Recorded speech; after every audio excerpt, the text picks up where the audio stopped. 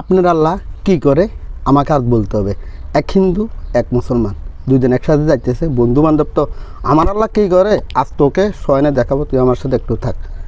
স্টেজে উঠাই দিল আবুল সরকারকে, মান সম্মান ইজ্জতের সহিত উঠে দেওয়ার পরে একটু তো খাইছি আপনার মাল খাইয়ে রে বলতেছে আল্লাহর বল আগহনে মাথা নেই।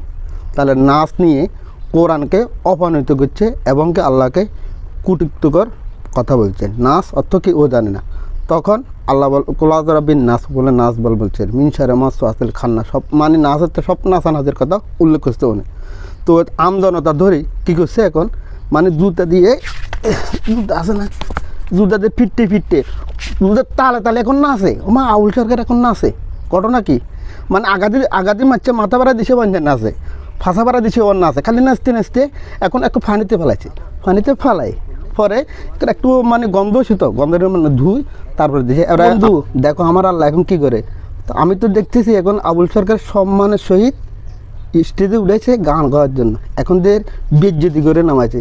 আল্লাহ রাসূলের উপরে এরকম কুটুক্তকর এবং অপমানিত করলে তোমাকে এভাবে বেজ্জতি করিয়ে নামাইব। তাইলে আমার কথাটা বুঝতে পেরেছো বন্ধু? ওকে।